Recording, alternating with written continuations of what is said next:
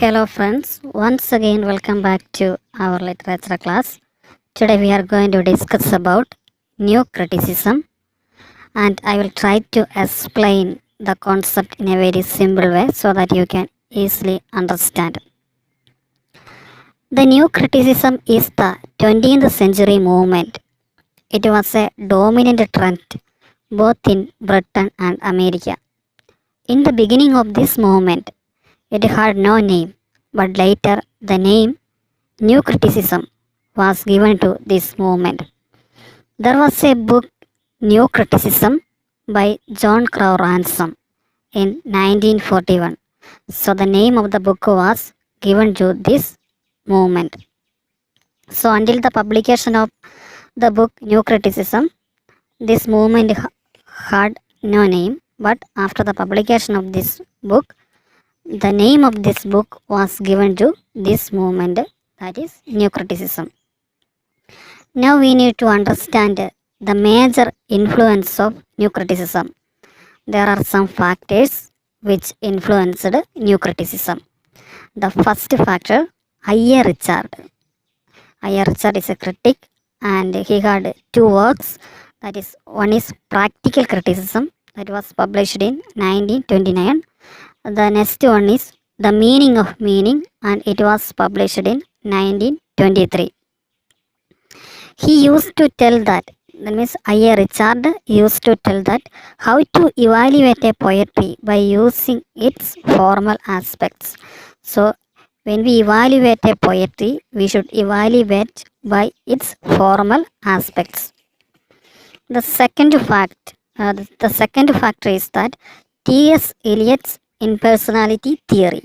We all know about T.S. Eliot's impersonality theory. T.S. Eliot argued that the personality of the poet is not that important, only the tradition is important.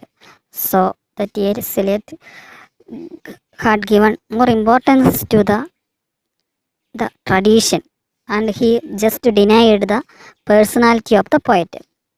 According to him, poem and poet are two different entities. The feeling and emotions are resulted from the poem is entirely different from the feeling and emotions of the poet. So, we must give importance to the formal aspects of the poem. The third factor, when we come to the third influence, it is John Crow Ransom work New Criticism also influenced this movement.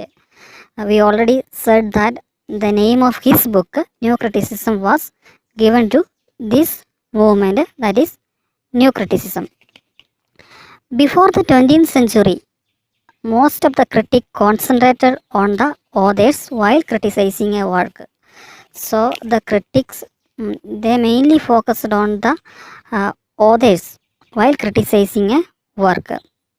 They focused on authors' biography, historical aspects, feelings, thoughts, emotion, etc. Mainly they focused on the life of the poets. But after the arrival of New Criticism, new critics pointed that while studying a text, we should avoid readers' response, author's intention, historical and cultural context. Author's background is not at all important in order to criticize a work, and critics should focus on the formal aspects of a work. These formal aspects includes rhyme, meter, symbols, settings, plots, characters, etc. The new critics also focused on paradox, ambiguity, irony, etc. So dear friends, now we need to understand about the key features of this movement. That means the key features of the movement New Criticism. The first feature is that author's background, feelings, emotions, history and biography are not at all important. The second feature is that the new critics rejected extra textual resource. The third feature is that the text must be read by the techniques of close reading.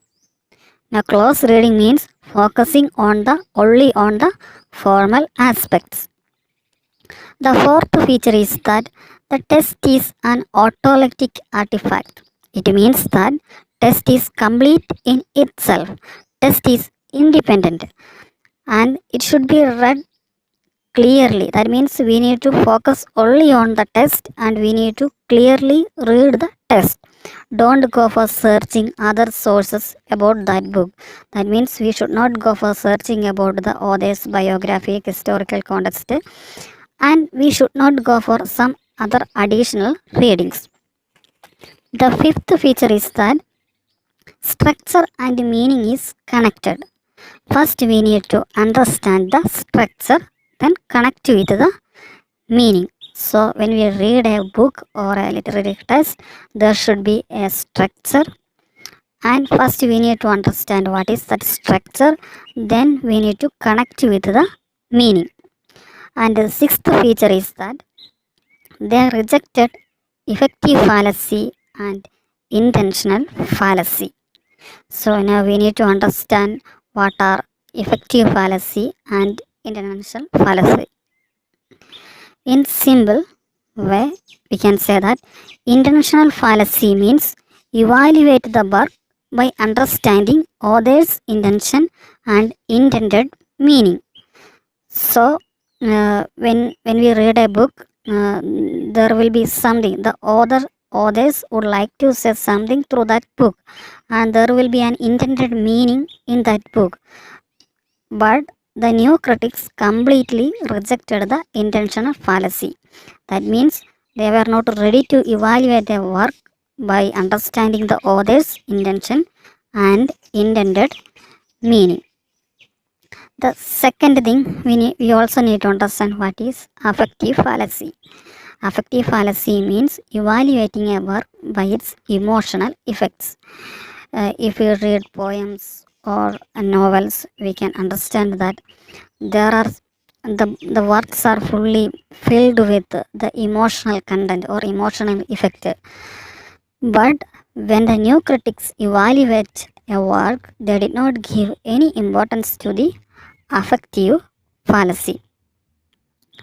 And the next, when we come to the next level, we need to understand there was also some criticism against new criticism. That means there were critics who completely opposed or rejected new criticism. And we will wonder why these critics opposed new criticism. So there are some reasons why some critics opposed or they became the opponents of new criticism. That is, first, because new critics rejected historical context. The new critics also rejected the effect of literature on the readers. New critics rejected social context. New critics rejected biography of author. New critics also give only importance. They gave only importance to the formal aspects. The opponent says that we cannot evaluate a work by only looking or only understanding the formal aspects of a work. We need to, when we evaluate a work, we need to give importance to more aspects and more elements. We can't evaluate a work only focusing on its formal aspects.